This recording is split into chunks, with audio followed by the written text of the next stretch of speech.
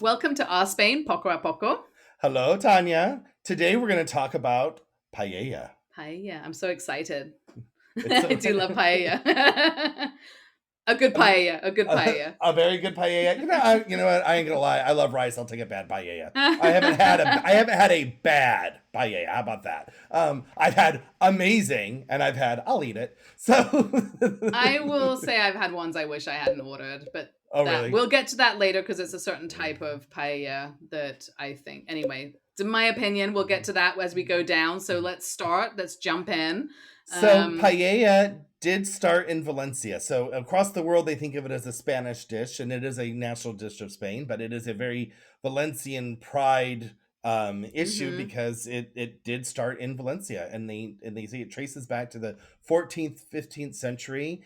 Just south of Valencia City is Albufera, which is this big lagoon, which is where the rice is grown. It's like a bomba rice, a more round, not like a long mhm. jasmine rice, is what they use.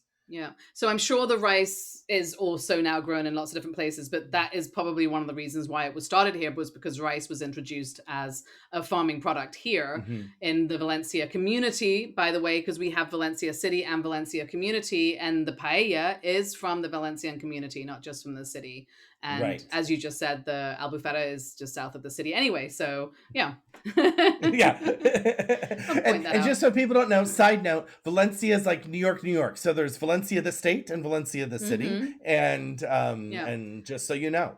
Yes, and the paella is cooked on it. So paella or paellera means frying pan in Valenciano. So that is where the name comes from. It is the type of pan also that the excuse me that it's cooked with is called a paellero. Is the place it's cooked, and then you have the paellera, which is the pan. Have I got this right? Because now there's a lot of Well, you paelleras. keep saying the L's and it's paella, not palalada, not paella. Paellera.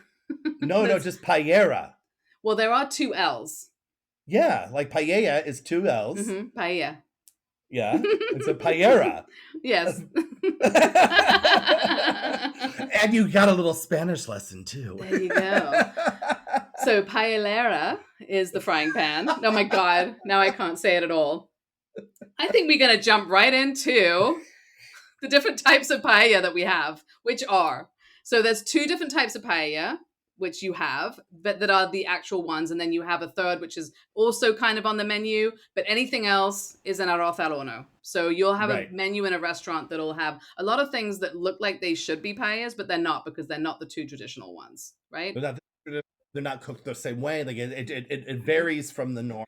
And one of them is the Valenciano, which is your land animal Mm-hmm. paella, which is rice, rabbit, your long flat beans, your lima beans. Mm-hmm. And originally, back in the olden timey days, they used water vole, which was rats. Maybe so they say. We don't have any proof of this.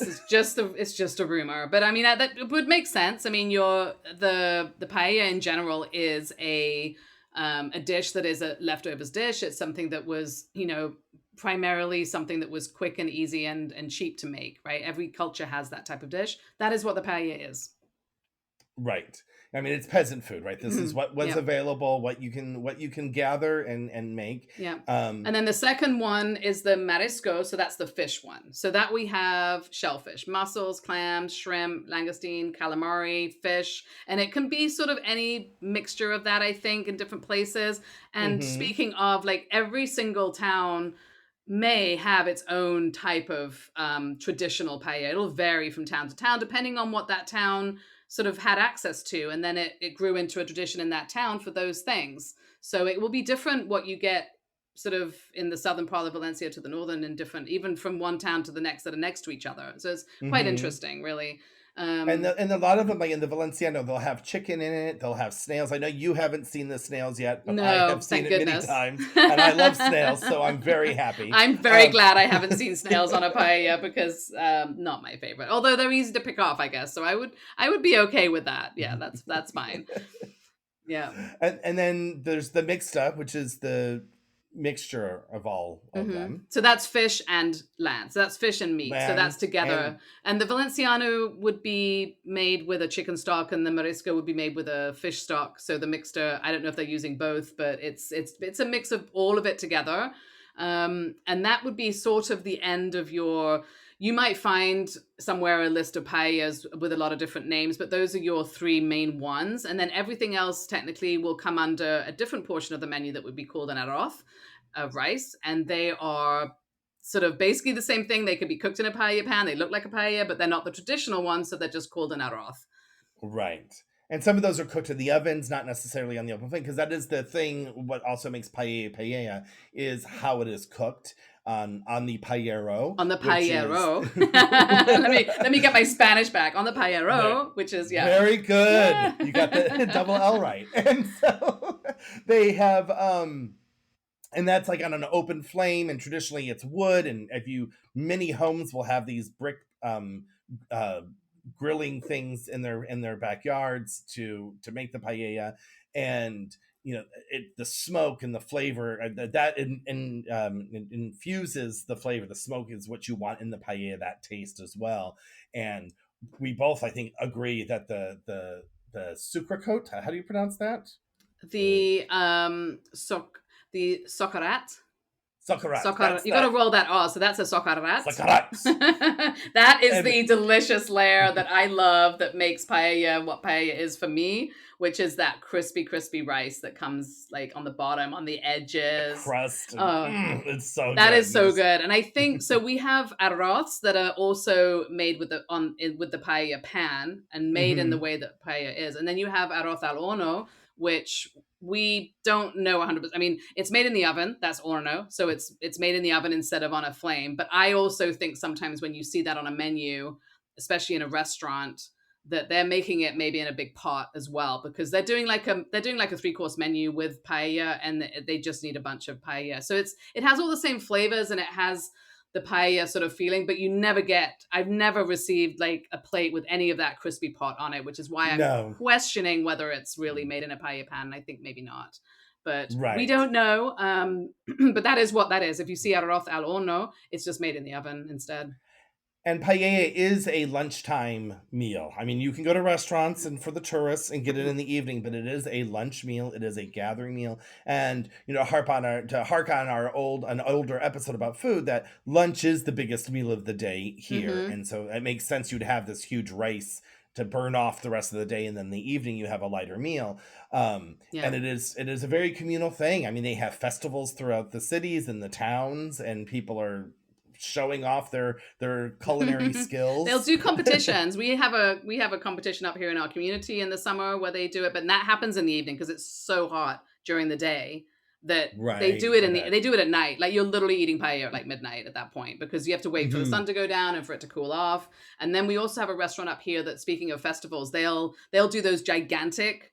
No, I don't know if you've been to a festival where they've been cooking on one of those gigantic paellas. I've seen those. It's amazing. Like a swimming pool. Yeah, it's like a swimming pool. And I did post a video on our social media of this, and it's really cool to see, because it's enormous and impressive to see someone cooking a paella of that size. Can't imagine, because I haven't really managed to be able to cook a proper paella in a small size, so I can't imagine doing that.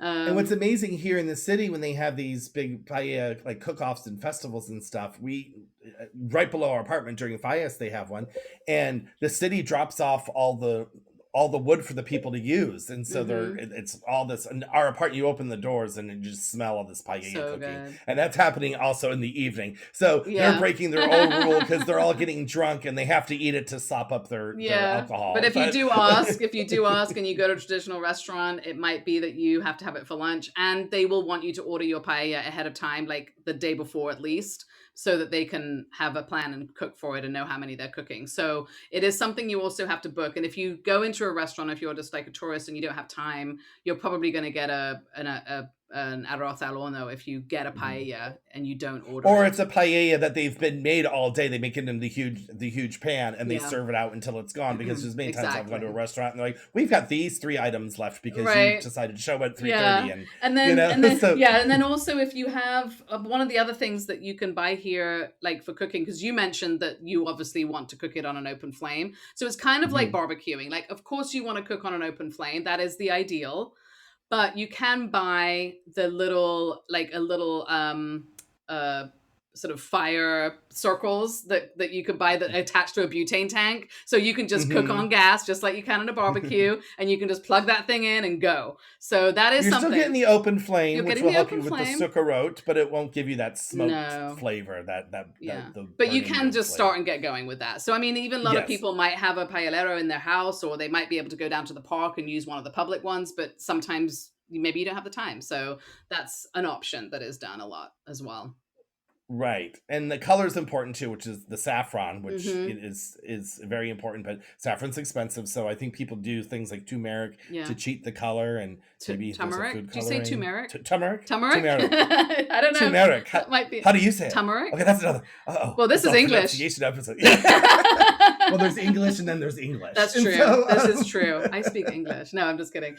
So they do, the saffron, the yellow color technically comes from saffron, but you can use the turmeric. But also I've seen here like paella, little packets of paella flavorings, which has everything in it. That's, as a cook, that sounds like cheating. Yeah, for sure. But I mean, not everybody knows how to cook, everywhere. Right. So, and I think I've also seen colorings in the section, in the spice section here. So I think people sometimes just throw in the color, just to get that look, because it needs to look that way, even if you're not using the saffron. And like you said, saffron is expensive, so that's not going to be for everybody.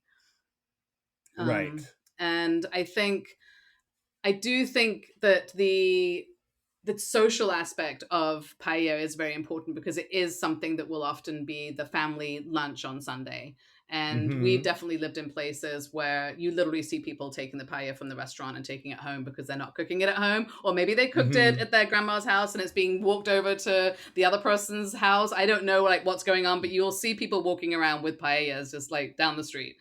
Which I love. And even in the city, I mean, we've seen, which was hysterical to us, is that we saw a father and his son walking down the street with this ginormous pizza box.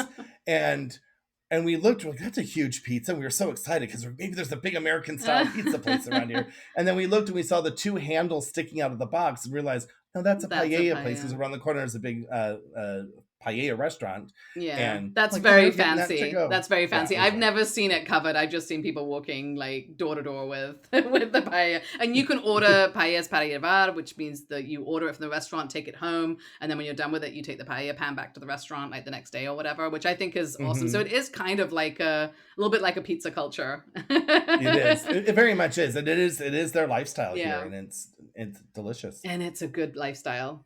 And so I will say I do prefer the ones that are cooked in the paella pan with all the crispy part. That's my favorite, and thank goodness no snails. I'm gonna leave our Poco there for me.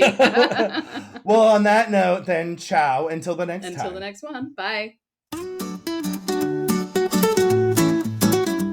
Thank you for listening to Our Spain Poco a Poco. Since you love us so much, please do go on to our social media and follow us and like us and subscribe where you're listening, because it really does help us to grow and stick around and do what we are very much enjoying doing. And, give us a shout out on the social medias. Give us a comment on what you would like to hear us talk about. I mean, we like to hear ourselves speak, but we do want to make this, informative for our listeners. Absolutely, yeah. You can comment on one of our posts, or you can send us a message through our Spain Facebook page or Instagram. So we would love to hear from you. Yes, we would. Till the next episode. Bye.